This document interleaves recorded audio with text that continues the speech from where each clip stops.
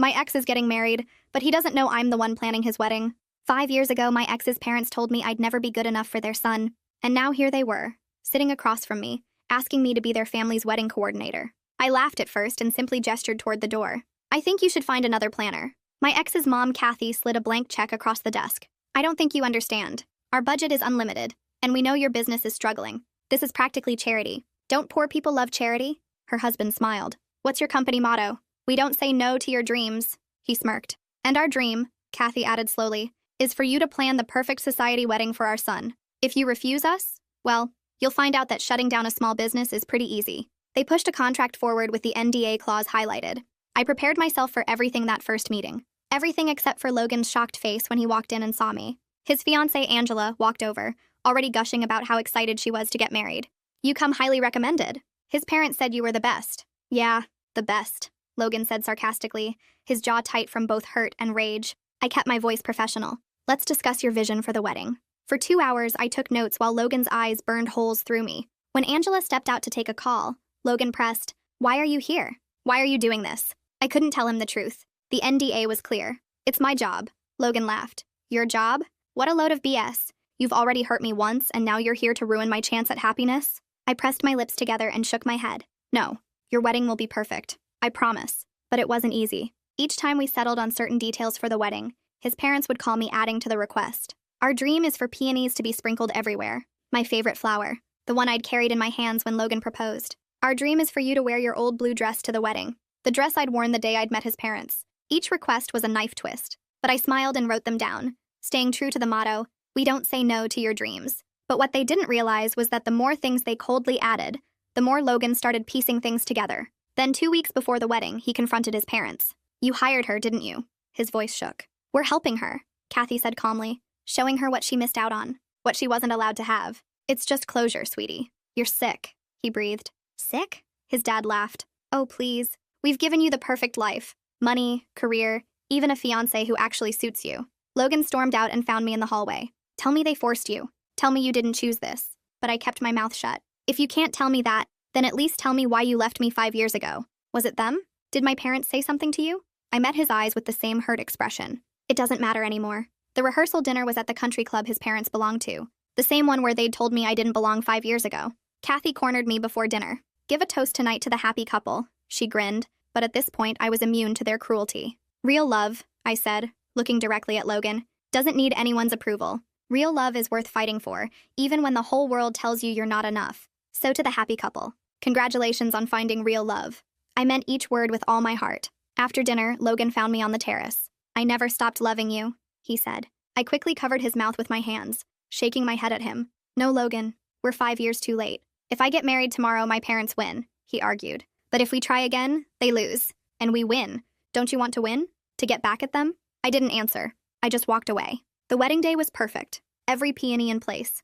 Every detail Kathy had demanded to torture me was exactly right, down to the blue dress. I was in the bridal suite doing final touches on the bouquet when Angela walked in alone, already in her wedding dress. You're beautiful, I said. I know who you are, she said directly. My hands froze on the ribbons. Actually, I've kinda always known. He says your name in his sleep sometimes. My heart broke for her. Angela, I'm so sorry. I tried to refuse the job. She smiled gently. I know that too. His parents aren't as subtle as they think. She sat down carefully, protecting the dress. I loved him enough to pretend I didn't know.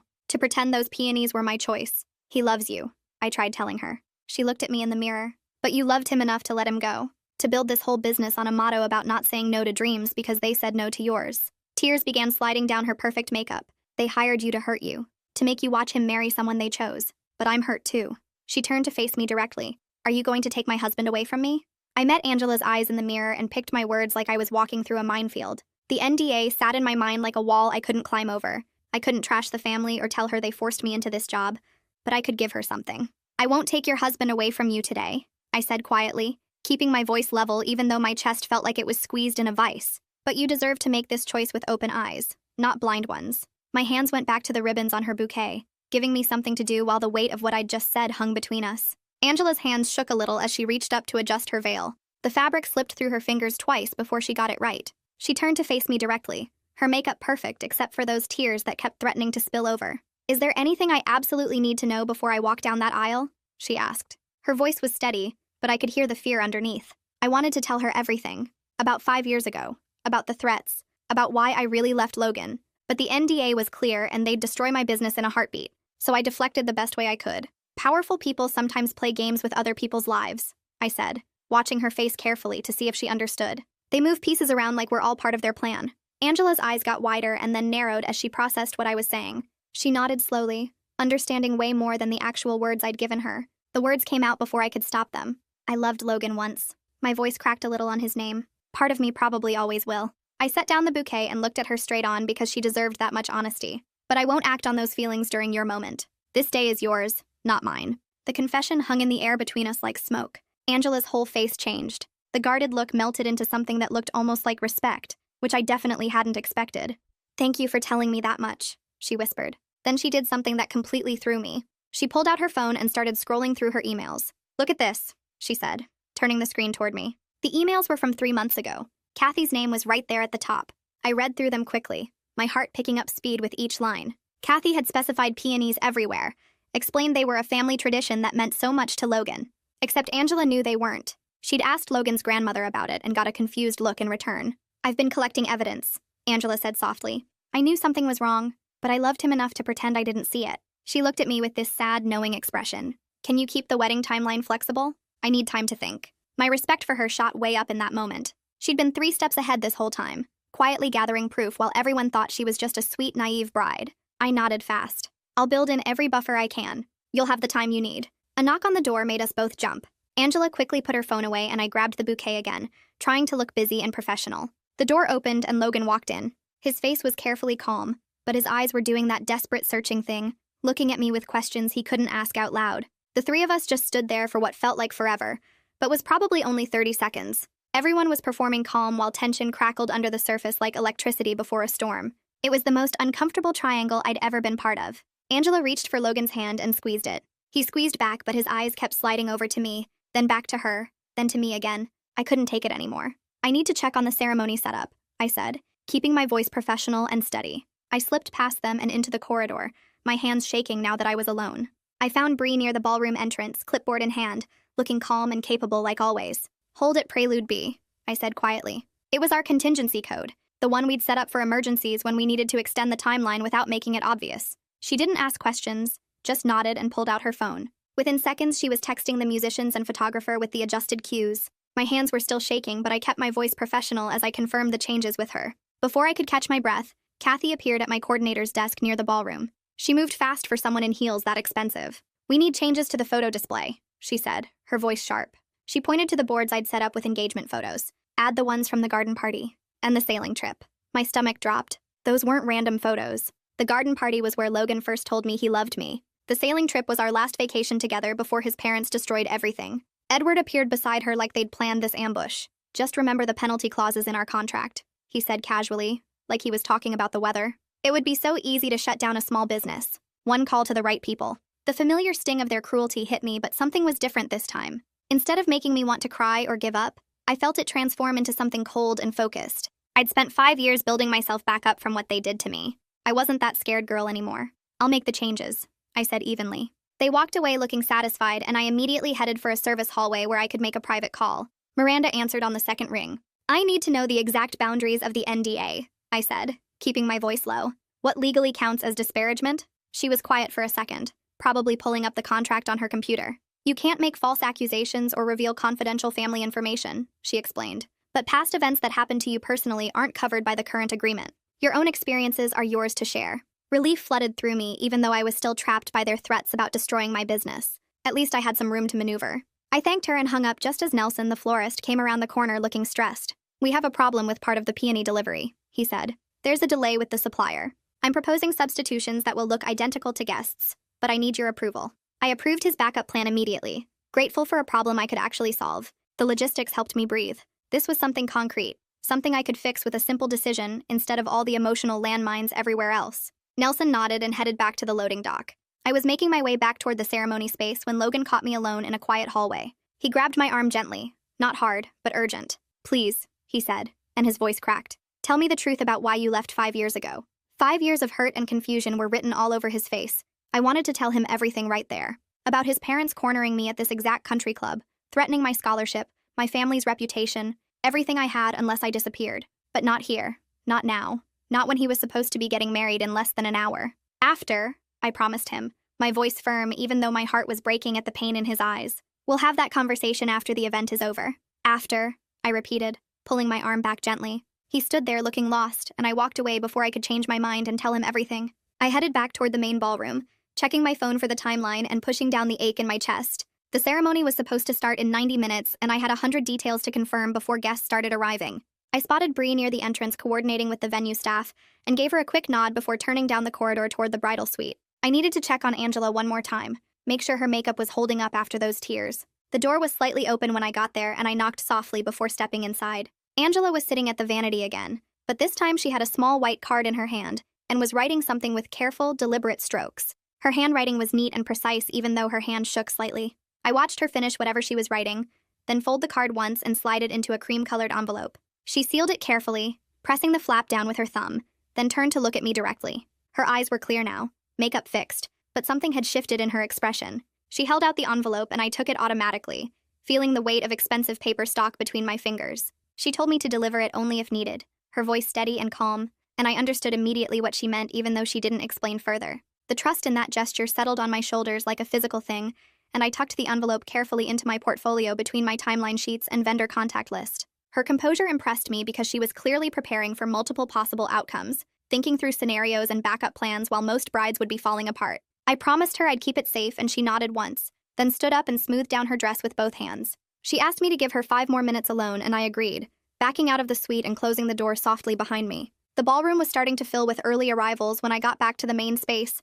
and I immediately spotted trouble brewing near the seating chart display. 3 of Kathy's friends were clustered around the table assignments, their voices getting louder as they compared their placement to each other. One woman in a pale yellow dress was insisting she should be at table 4 instead of table 7, while another was complaining that her husband's business partner got better positioning. I walked over quickly, putting on my most professional smile even though my jaw was already starting to ache from forced politeness. The next 20 minutes were exhausting as I diplomatically shuffled place cards and soothed egos without actually humiliating anyone or disrupting Kathy's carefully planned status hierarchy. The petty power games drained me more than any of the actual wedding logistics, but I handled each complaint with professional grace and managed to find solutions that left everyone feeling somewhat satisfied.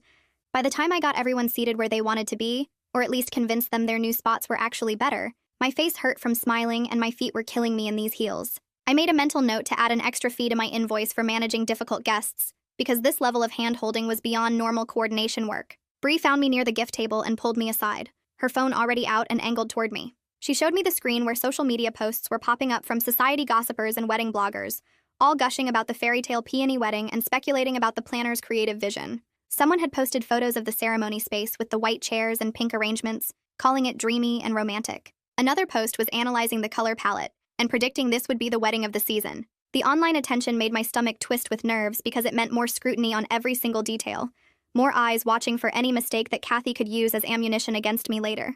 I knew she was probably monitoring these posts too, waiting for any slip-up she could weaponize in her ongoing campaign to torture me. I told Bree to keep monitoring the social media, but not to engage with any of the posts or respond to comments. We needed to stay professional and let the wedding speak for itself without getting pulled into online speculation. She nodded and tucked her phone away, then headed back to check on the catering staff in the kitchen. I made my way over to where the musicians were setting up near the ceremony space, weaving between chairs and stepping carefully around equipment cases. The band leader looked up when I approached, and I kept my voice low as I explained what I needed. I asked him to add an extra instrumental loop to the processional sequence, building in a natural pause point in case Angela needed time to decide anything before walking down the aisle. He understood immediately without me having to explain the full situation, his eyes showing that professional solidarity that comes from years of working weddings and seeing all kinds of drama. He pulled out his sheet music and made notes with a pencil, adjusting the arrangement right there while I watched. He nodded at me when he was done, and I thanked him quietly, feeling like these small acts of protection were all I could really offer anyone today. The ceremony was going to happen no matter what, but at least I could give Angela some breathing room if she needed it. I was checking the gift table arrangements when I heard Edward's voice nearby, talking to another guest in that casual tone that made cruel comments sound like friendly observations. He was standing maybe 10 feet away with an older man in an expensive suit, and his words carried just enough for me to hear them clearly. He mentioned something about girls from nowhere finally getting to see what real success looks like, and the casual cruelty landed exactly where he intended it to land. The comment was meant for me even though he never looked my direction. Just another reminder that I didn't belong in their world, and never would.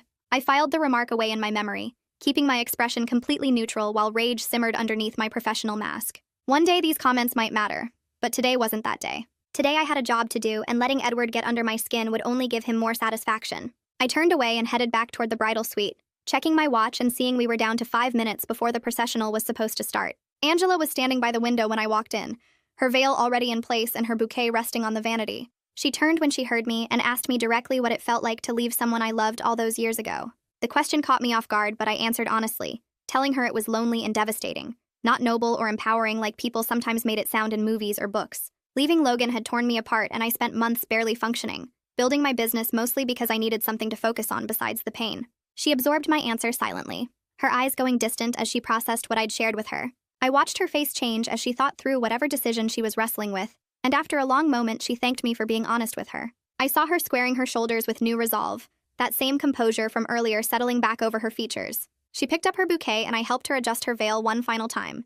Then we headed toward the ceremony space together. My phone buzzed in my pocket as we walked, and I pulled it out quickly to check the message. It was from Miranda, a text clarifying the legal boundaries I'd asked about earlier. She explained that events from 5 years ago weren't covered by my current NDA with Kathy and Edward, but I needed to be careful not to make accusations about illegal acts publicly, without solid proof to back them up.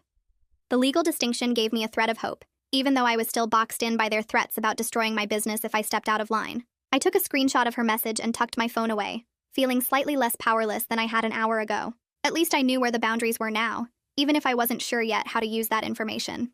I left Angela with her bridesmaids and made my way toward the groom's room to do a final check on Logan and his groomsmen. The door was open and I could see inside where Logan was standing near the window, his jacket on and his tie perfectly straight. But his attention was fixed on the peony arrangements that Nelson had positioned around the room earlier, and I watched his face go pale and then red as he stared at them. He was clearly connecting dots he hadn't seen before, realizing these flowers matched details he'd never actually approved himself. His parents had literally restaged moments from our relationship without his knowledge or permission, using his own wedding as a stage for their manipulation. I stood in the doorway watching as he gripped the edge of a table, his knuckles going white with the force of his grip. The disgust on his face was visible even from where I stood, and I could see him processing his own complicity in letting his parents control so much of his life. I backed away quietly before he noticed me watching, giving him privacy for whatever he was feeling. Nelson caught me near the ceremony entrance and gave me a quick update on the peony situation, showing me how he'd worked magic with the substituted flowers. No guest would notice the difference because he'd matched the colors and sizes perfectly,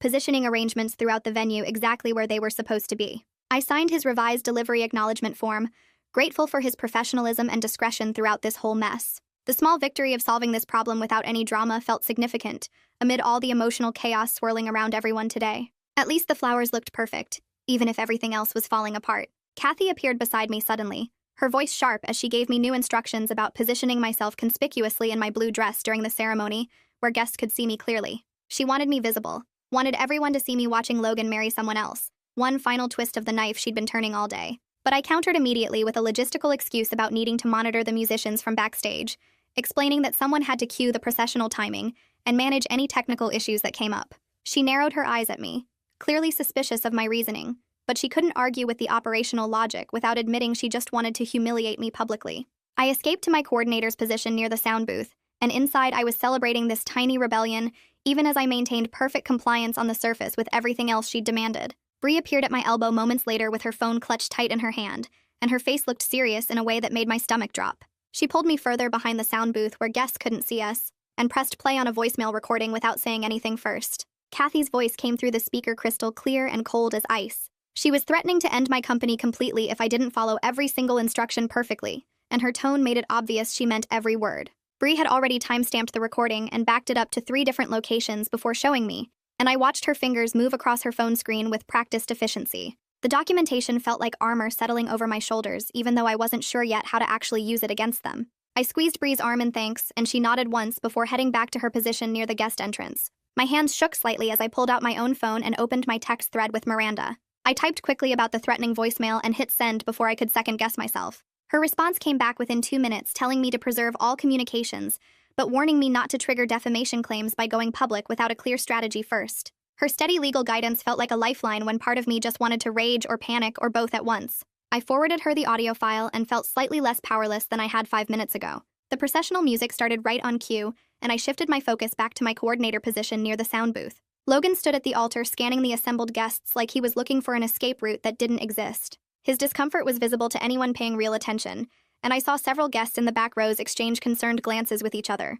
My chest tightened with sympathy for everyone trapped in this performance we were all putting on. Angela appeared at the threshold of the ballroom in her white dress and veil, and I caught her eye across the distance. I gave her the smallest nod to confirm the extra music loop was ready if she needed it, and she took a deep breath that I could see even from where I stood. She stepped forward slowly into the ballroom, buying herself thinking time with each measured step. The moment felt suspended, like everyone was holding their breath, waiting to see what would happen next. The musicians moved into the extended loop I'd arranged with them, and Angela used the extra bars to lean close to Logan at the altar. Her voice was soft, but clear enough to carry to where I was standing. She asked him directly if he wanted a life that was theirs, or one that belonged to his parents. His response came immediately without hesitation. He said not like this, and I watched Angela's expression shift from uncertainty to something that looked like clarity washing over her face. The intimacy of their exchange felt both private and pivotal, even though 200 guests were witnessing it without understanding what they were actually seeing. Kathy and Edward exchanged alarmed glances from their front row seats, and Edward made an urgent signal to the officiant to move the ceremony along faster.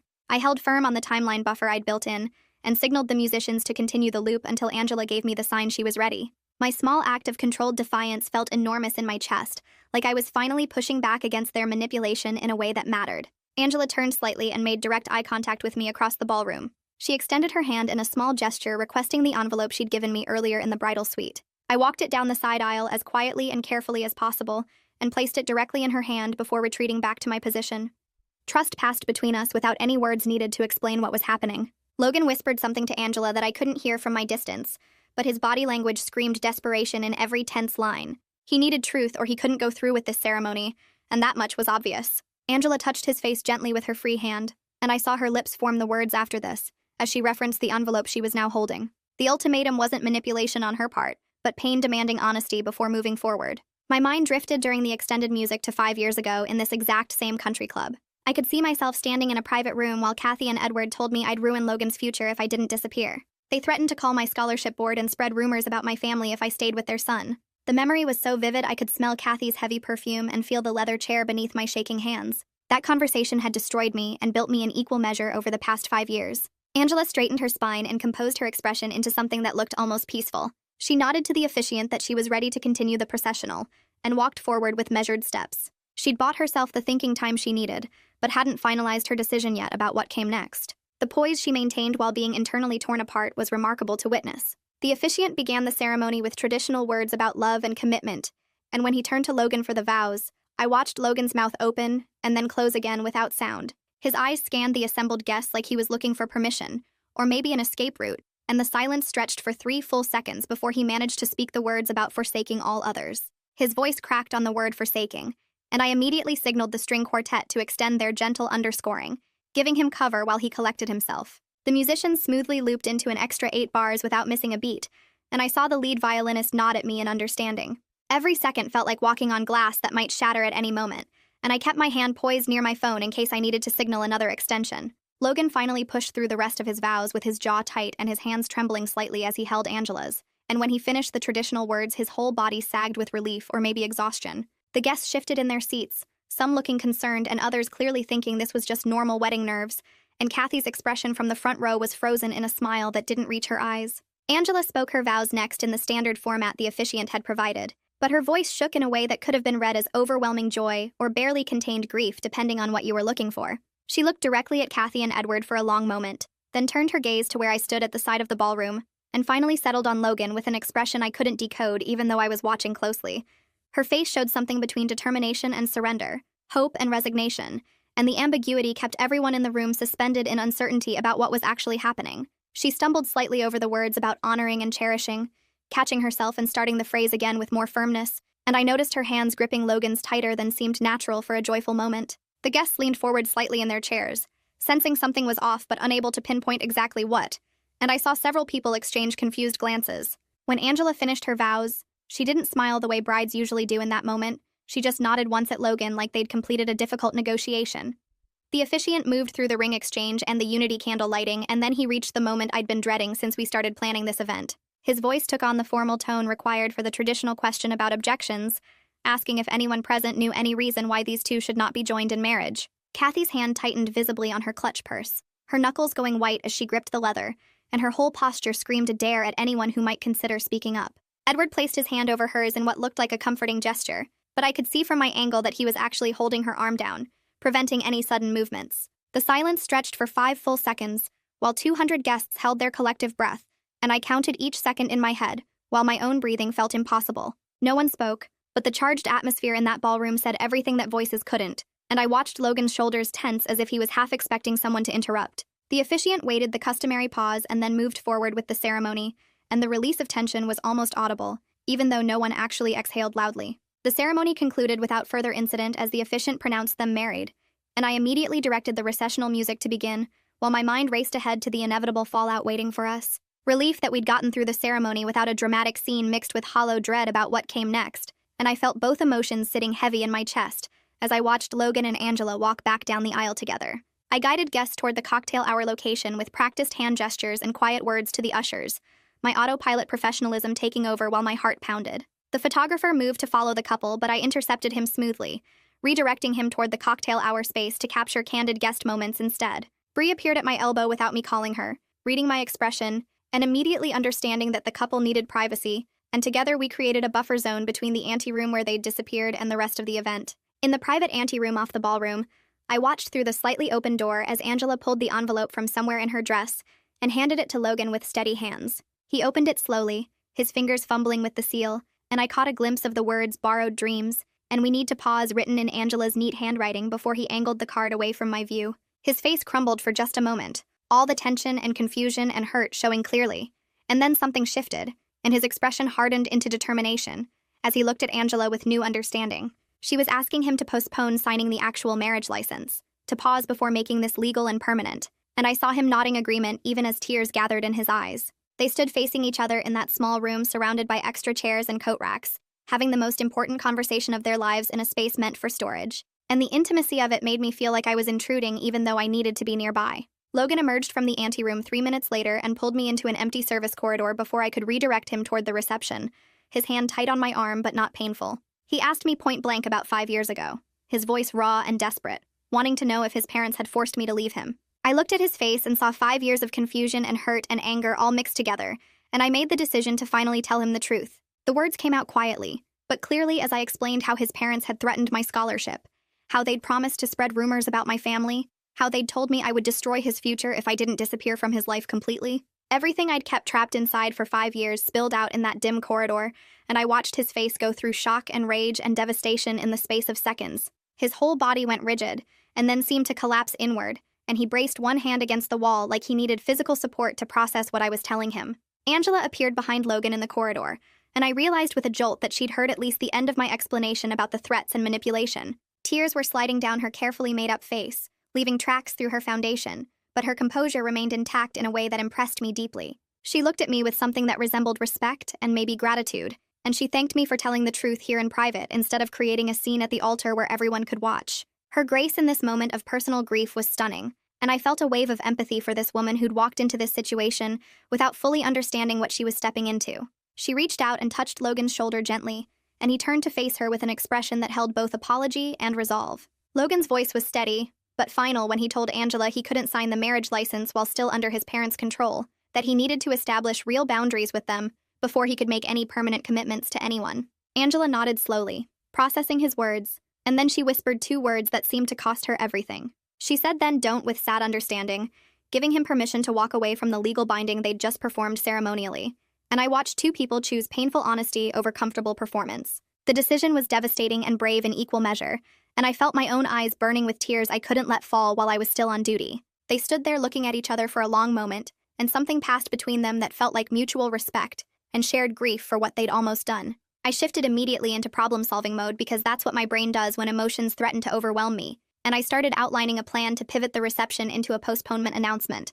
My voice came out calm and professional as I explained how we could repurpose the event as a fundraiser to maintain everyone's dignity, how we could frame this as a conscious choice rather than a dramatic breakdown. The professional part of my brain took over completely, mapping logistics and timing and messaging strategies while my heart ached for all 3 of us standing in this corridor. I talked through vendor contracts and guest management and press control, and Angela and Logan listened intently with grateful expressions. They both seemed relieved to have someone else take charge of the practical details, while they processed the emotional weight of what they'd just decided, and I felt my coordinator role settling around me like armor. Bree appeared at the end of the corridor with her tablet, and I waved her over, already knowing I'd need her help to execute this massive pivot smoothly. Bree reached me within seconds, and I pulled her into the quiet corridor where Angela and Logan stood waiting. I kept my voice low but clear as I explained we needed to convert the reception into a postponement announcement with a charitable focus, and she pulled out her tablet without hesitation. Her fingers moved across the screen as she checked our vendor contracts, nodding as she reviewed the flexibility clauses we'd built in for exactly this type of situation. Most vendors could adapt their billing if the event shifted to a charitable benefit instead of a wedding reception,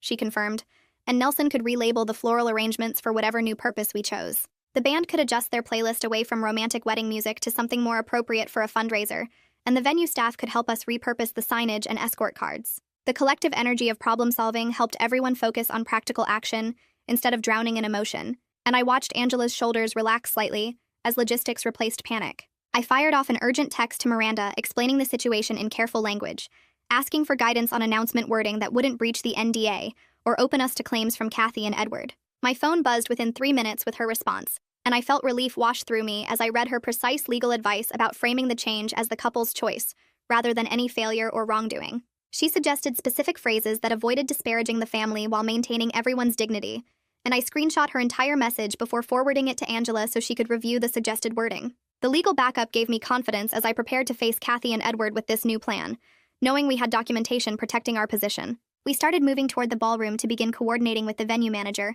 when Kathy appeared at the end of the corridor, her face tight with barely controlled fury as she demanded to know what was happening. Edward materialized beside her, his voice low and threatening as he warned us that he could blacklist every vendor in this building and destroy my business with a few phone calls. My heart pounded, but I kept my voice steady as I cited the specific contract language protecting us, mentioning calmly that we had documentation of their previous threats, including the voicemail Bree had preserved. I watched their expressions shift from rage to calculation as they realized we weren't defenseless, and Edward's hand tightened on Kathy's arm in a silent warning to back down. Logan stepped forward then and faced his parents directly, his voice measured but absolutely firm, as he told them he wouldn't be signing the marriage license today. He made clear he'd discuss family boundaries and their manipulation later in private, but not now in front of 200 guests who deserved better than a public scene. His independence was visible in real time, the way he held his ground without aggression, but with total resolve, and I saw him becoming his own person, right in front of me. Kathy's mouth opened and closed like she couldn't process what she was hearing, but Edward put a hand on her arm and pulled her back slightly. He recognized they'd lost this particular battle and continuing to fight would only damage their own reputation more than ours. Angela touched my elbow gently and asked if I'd stand nearby but not center stage when she addressed the guests, wanting my support without making the announcement about me or our history. I agreed immediately and mentally mapped out a position where she could see me, but guests wouldn't focus on my presence, understanding that she was thinking clearly about optics and dignity even in crisis. Her request showed strength, not weakness, and I respected her more for asking.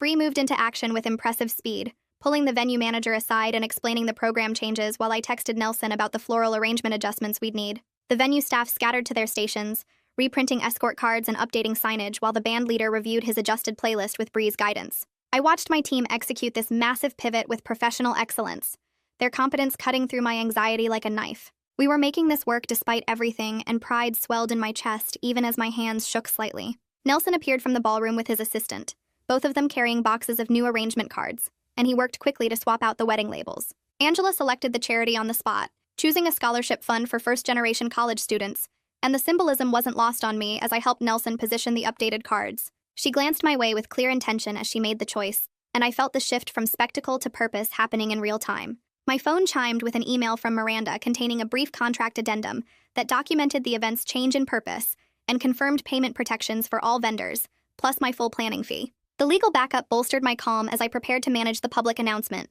knowing everything was documented and protected now. I forwarded the addendum to Bree and the venue manager, creating a paper trail that would shield everyone involved. The ballroom doors opened and I could see guests mingling during the extended cocktail hour, completely unaware of the drama unfolding behind the scenes. Angela took a deep breath and smoothed her dress, then walked toward the ballroom entrance with her head high. I positioned myself near the side wall where she could see me, but I wouldn't draw guest attention, and Bree cued the band to prepare for an announcement. Angela stepped up to the microphone looking absolutely beautiful and remarkably composed, her voice steady as she thanked everyone for coming and began explaining the situation. She told guests that she and Logan were postponing their legal marriage ceremony to focus on personal growth, and they were transforming tonight's reception into a fundraiser for educational access and opportunity. Her voice stayed vulnerable but not broken, honest without being dramatic, and I watched guests responding with sympathy instead of scandal-hungry gossip. She was controlling the narrative with genuine grace, turning what could have been humiliating into something meaningful. Logan took the microphone after Angela finished, and he owned his part in letting other people steer his life decisions for too long. He made clear this was about him choosing accountability and growth, not about blaming anyone or creating drama. He didn't name his parents, but everyone in that room understood the subtext, and his maturity in this moment impressed even me. No theatrics, no victim playing, just honest ownership of his choices and commitment to doing better. The guests began applauding, first tentatively, and then with growing enthusiasm, and I saw several people wiping their eyes as they processed the couple's courage. Kathy swept through the crowd with her practiced country club smile, touching shoulders and laughing at the right moments, but I caught the white-knuckle grip on her clutch and the way her eyes kept darting toward the exit. Edward worked the room beside her, his voice carrying false cheer as he explained to their friends how proud he was of the young couple's maturity and thoughtful decision. I watched him calculate each conversation, spinning the story to protect their social standing while his jaw stayed tight with barely hidden anger. They were trapped by their own image obsession because making a scene now would damage them more than it would hurt us, and they knew it. Every polite word they spoke felt like swallowing broken glass, but they kept smiling and nodding because their reputation depended on appearing supportive. Kathy caught my eye across the ballroom, and her expression promised future punishment, but for now she was powerless to do anything except perform gracious acceptance. I stationed myself at my coordinator desk near the kitchen entrance and ran the adjusted program with quiet efficiency, redirecting a reporter who showed up asking questions about the postponement and making sure every vendor got their scheduled payments exactly as our contracts specified. The caterers served dinner on time, the band transitioned smoothly into background music for the charity-focused reception, and guests seemed genuinely moved by the whole situation, instead of treating it like scandal fodder. My feet ached in the blue dress shoes, and exhaustion was creeping into my bones, but I kept my voice steady and professional as I coordinated timing cues and managed last-minute adjustments. Bree handled the donation table setup while I confirmed final counts with the venue manager, and everything flowed forward despite the emotional chaos that had erupted just hours earlier. The reception felt almost normal on the surface, like we'd planned it this way all along, and that small victory kept me going through the tiredness. Bree found me during a brief lull and pulled me into a quiet corner, her phone showing text messages from 3 different guests, asking if I'd somehow sabotaged the wedding on purpose. The rumor was spreading among Kathy and Edward's social circle, painting me as the villain who manipulated the situation, and I felt the sting of it, even though I'd expected exactly this kind of blame shifting. I texted Miranda immediately, and she responded within minutes, advising me to prepare a simple neutral statement if anyone asked directly about my role in the postponement. The press line she suggested was basic and professional, just saying I supported my clients' choices and respected their privacy during a personal decision. I drafted it into my notes app and sent it to Bree so we'd both have the same response ready, then took a deep breath and went back to managing vendor coordination. The gossip hurt, but it didn't surprise me because people like Kathy and Edward always found ways to protect themselves by blaming others. Nelson caught me during a vendor break near the loading dock where he was packing up extra supplies, and he thanked me directly for protecting everyone's interests during the crisis. His words were genuine and warm, not the fake politeness I'd been getting from some guests, and he mentioned he'd already decided to refer future clients to me based on how I'd handled everything today. The compliment hit me hard because I'd been so focused on just surviving the event that I hadn't thought about professional reputation beyond avoiding disaster. His validation reminded me that competent people recognize competence under pressure, and vendors talk to each other about which planners are worth working with. I thanked him with real emotion in my voice, fighting back tears of relief that threatened to spill over, and he squeezed my shoulder briefly before heading back to finish his breakdown work. That small moment of professional respect felt like oxygen after drowning. Logan found me late in the reception when most guests had moved to the terrace for after-dinner drinks, pulling me into a quiet corner near the coat check where we wouldn't be seen. He looked tired and raw, his tie loosened and his eyes red from stress, and he asked me quietly if we could try again now that everything was out in the open. I shook my head and told him no, not now while everything was still so messy and painful, and watched his face fall before I explained we needed time and space and actual healing first. He nodded slowly and promised he'd disentangle himself from his parents' control, find a good therapist, and do the real work before we even considered starting anything romantic. The promise felt real instead of desperate, and hope flickered in my chest despite my determination to stay cautious. We agreed to check in with each other in a few months after he'd made progress on boundaries, and I'd recovered from this nightmare, and his acceptance of that timeline impressed me more than grand gestures would have. Angela found me in a service hallway during event breakdown, when vendors were loading equipment and staff were clearing tables, and she pulled me into a tight hug that caught me off guard. She thanked me for protecting the dignity of this impossible day, her voice thick with emotion but steady, and told me she was grateful I hadn't let her walk into a marriage built on lies, even though the truth had been painful.